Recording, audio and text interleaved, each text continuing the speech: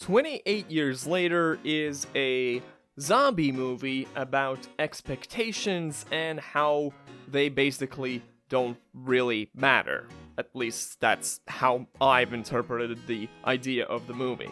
As with all my film videos on this channel, I'll start by giving a completely spoiler-free sort of review and end by giving a spoilery one, but I will also do one do a little bit in the middle because I would not have watched this movie myself if it hadn't been spoiled to me, because I had heard a spoiler and it was so absolutely insane that I was like, I have to see this for myself. The spoiler worked in this movie's favor in more ways than one, actually. But first off, the film itself is very, very good, I would say so. I have not engaged much with the 28 infections, I don't know how you refer to the series, the 28 days later, 28 weeks later series. Before this, I had maybe seen like little bits of it when I was a kid or a teenager and not really cared about it that much. So it was like a fresh thing to look into, and it can absolutely work on its own as a solo film.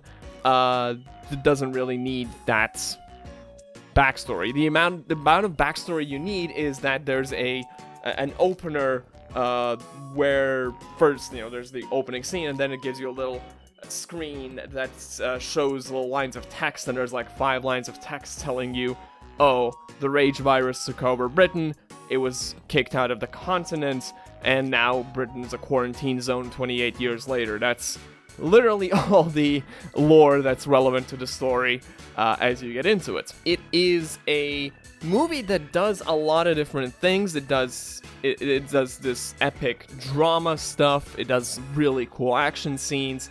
It's pretty intentionally also funny a lot of the times. I don't mind saying this because it's like in the opening scene where, not the scene, opening sequence rather, where you see a priest talk about this virus being like the day of reckoning and giving himself up to the undead, and quite rightfully my partner sitting next to me started laughing at the scene as he's being like ripped apart because it is extremely over the top. And there's sort of like two things about this movie in terms of effects and cinematography and everything about it, which is it goes in two directions. It is extremely over the top and like ridiculous and actiony and honestly pretty fun, and it's also extremely feverish. A lot of this movie feels like some kind of fever dream sequence in kind of a good way. The way it jumps in between different characters' perspectives, the way the camera constantly shifts around from different points of view. There are shots where like the undead or the infected get shot and the camera spins around them in that singular frame, which is an effect that I saw beforehand that they were doing by like doing this huge array of like iPhones, which I was like, I wonder how that's gonna look, and it looks kind of sickening and cool to see in the actual movie.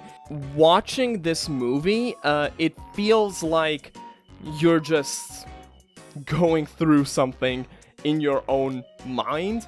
It feels like a sort of combination of the feelings and the infected frustrations of the people suffering from the rage virus, and also the paranoia of the survivors and of the mental anguish of a specific character in this movie of who's suffering from an illness. It all sort of blends together in this feverish nightmare of a movie, which is very gripping. It's a very unique way for you to experience a film like this, right?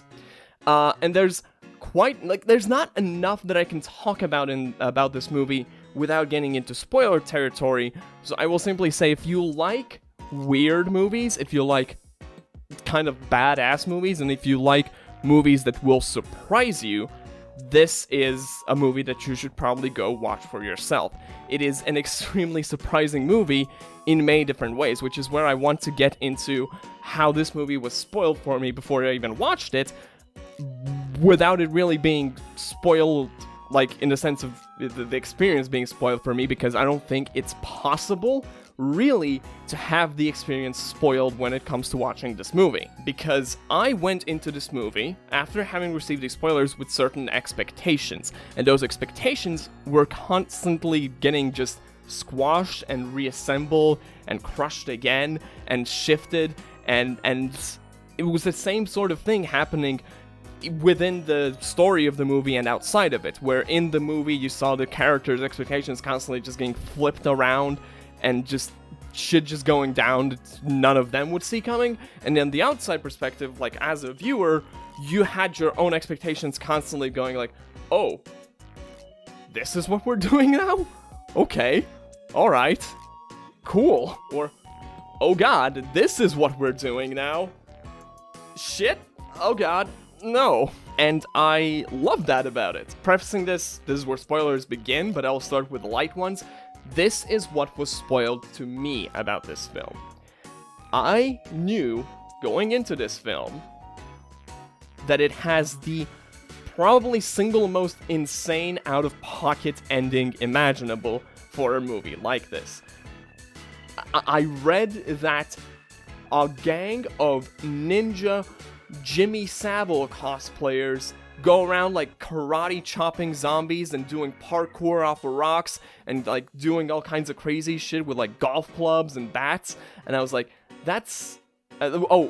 importantly, while a metal remix of the Teletubbies theme plays in the background. And I read that and I was like, that sounds insane and stupid, and I want to see it. That is genuinely my thought process. That is one thing that was spoiled for me, and the other thing that was spoiled for me in a way was that we were going to see a giant penis on the screen quite a lot from an alpha infected, and you do. But nothing prepares you for these two scenes within the context of the film.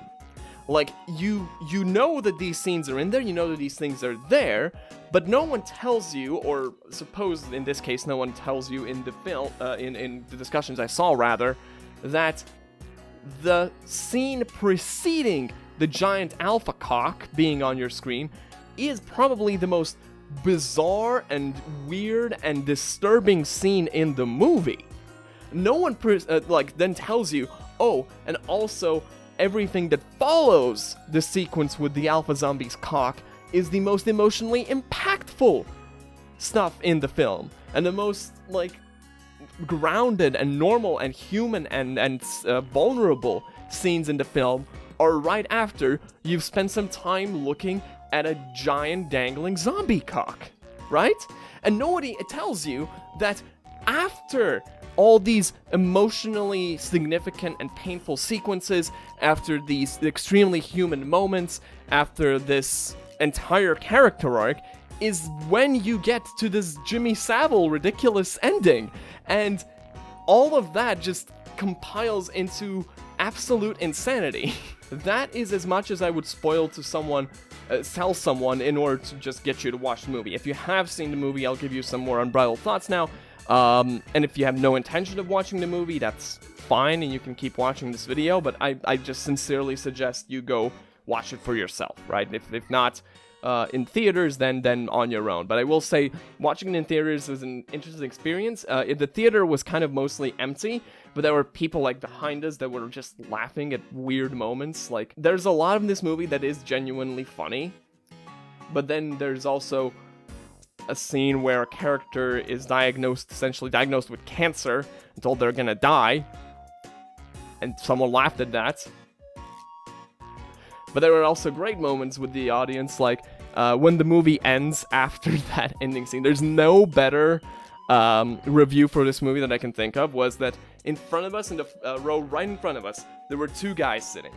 And you could, when the movie ended, you could instantly tell which one of them had come in knowing what was going to happen at the very end, and which one of them was actually brought along by the first person. Because that first person got up and started walking out of the theater. And the person next to them genuinely just stood up, confused, looked around, like looked at us sitting behind him, like still laughing, and he just looked, what the fuck just happened? Because there's no other way to be reacting to that if you had no idea what's coming, really. But yeah, when it comes to like more spoilery stuff, the way this movie plays with expectations is kind of phenomenal to me. The way it starts off by doing it with some pretty standard zombie movie stuff, you know? Oh, there's zombies creeping up behind someone. Oh, are they gonna get them? Oh, no, or they're not. Oh, that sort of drama stuff.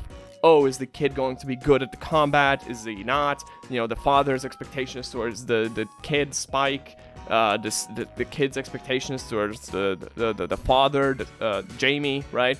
And that sort of plays out for a while, and then you have this first night being over, and them trying to go back home during low tide. Which, by the way, I did genuinely see the dirt bridge in the first time you see the dirt bridge. I did turn to my partner and whisper, "This is like when you build a 1 block wide dirt bridge between islands on your first day in Minecraft."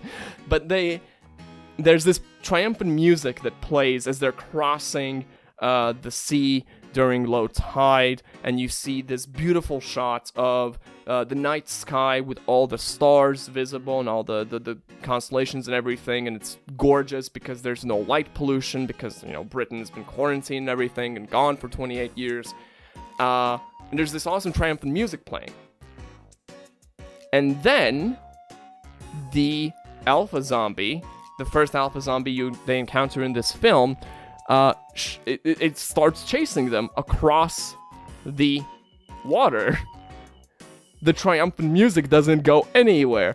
It continues to play throughout the entire sequence, no matter whether it's pointing the camera at the heroes, the humans of the story, or this alpha running triumphantly across the water. Like, this song, yes, it fits the return of the humans, of the healthy humans to their home after surviving that day and night, but it also sort of, from the zombies' perspective, fits its triumphant dash towards a human settlement. And then you see different expectations being, you know, flung around, like, oh, this doctor is like, everyone expects him to be completely insane and gone, but the way that his story is presented with the arrangement of corpses and everything, you sort of, as a viewer, you sort of get the idea, oh, I think I know what's going on here. I think he's just sort of gathering dead people to bury them or something, you know, commemorate them in some way, and you sort of actually think that probably he might be normal. He might be arguably more normal than all these people we see gleefully talking about killing the rage-infected, that it's a commendable thing, even though they are technically human, and that maybe this doctor is going to be more human after all. And then those expectations end up kind of not met in either direction, because he's obviously a freaking weirdo. He's extremely weird. He is, you know, doing some weird skull stuff that is kind of an emotional thing, you know, the Memento Mori stuff, but also he's still kind of a freak, right? But that doesn't stop him from being a good person. It doesn't stop him from being a good doctor as well. It's just kind of a thing about him. And obviously there's the expectations being quashed with, like, oh, what is gonna, you know, be the biggest problem? Are they gonna, you know, face just regular infected? Oh, is this gonna be the alpha that kills Eric? Is that gonna kill them as well? Oh, what's gonna be the big thing? Oh, and even though you kind of, again, throughout the movie, you know that, you kind of know that the mom has cancer, right? And then that actually is said outright, and said that she is going to die from it. It's, again, another expectation you have in these scenarios, of these apocalyptic scenarios. It's like, oh, well, the fact that it's like a zombie apocalypse out there doesn't mean humans aren't human. They aren't as fragile and as prone to disease and death as anyone in any time has been, right? Memento Mori, remember you must die, it's very appropriate here. Doesn't mean it has to be from some violence and zombie threat, it can just be a normal human death. That doesn't mean it's not going to be sad and emotional and painful. And finally, I want to talk about the Jimmies. The Jimmy Crystal thing. It's like, this is the last final curveball that this movie throws at you. And I think what makes it so good, what makes it so strong as a way to end this movie in a way that just leaves you going, what the fuck just happened? But at the same time leaving you with a thought of, I hate that this kind of makes sense, is the fact that it's a callback to the opening scene. The opening scene, we see this kid, we know his name is Jimmy, we know that he's, goes through this horrible thing, we see him getting the crucifix from his insane dad, all of this stuff happens, and then throughout the movie, we constantly see references to Jimmy, we see the first, in fact, that's like hung up by the ceiling in that one building, we see Jimmy carved in its back. We then see some graffiti that's had Jimmy written onto it, and it's like throughout the entire movie, it reminds you of this. It reminds you that this is going to be a thing. But I feel like if you go into this movie, there's only two options for that ending. You either know it's a Jimmy Savile thing and it's like insane, which was what we were like thinking. We had completely fucking forgotten that the kid at the beginning of the movie was Jimmy, and that Jimmy is going to be the Jimmy at the end of the movie. Because even though like the movie kind of alludes to this whole thing being the case the entire time, and it's like, it's not like the opening scene was going to be completely pointless, you still completely forget that that's going to be the thing. And then it happens, and you're like, oh my god, the crucifix, that's Jimmy, right? Meanwhile, if you don't know the Jimmy Savile thing, then you're more likely to go through this movie thinking, oh, Jimmy, like the kid from the beginning of the movie. Oh my god, are we gonna see what's going on with Jimmy? And then you do, and you're like, is that a Jimmy Savile reference? What the hell? Right? Like, there is no way to watch this movie without having some of your expectations towards it flipped on its head, and I think that is amazing. I think that's my favorite part about it. And yeah, that's gonna do it for today's video. Let me know in the comments what your thoughts on this movie were, if you had seen it. Yeah, if you haven't seen it, I still recommend it. I've spoiled the majority of the movie, and yet I don't think it's possible, again, for me to spoil it in a way that is going to ruin the experience for you. I think it's exclusively going to be just kind of a good experience if you wouldn't have liked the movie in the first place. And yeah, I'll see you in the next video. Yeah.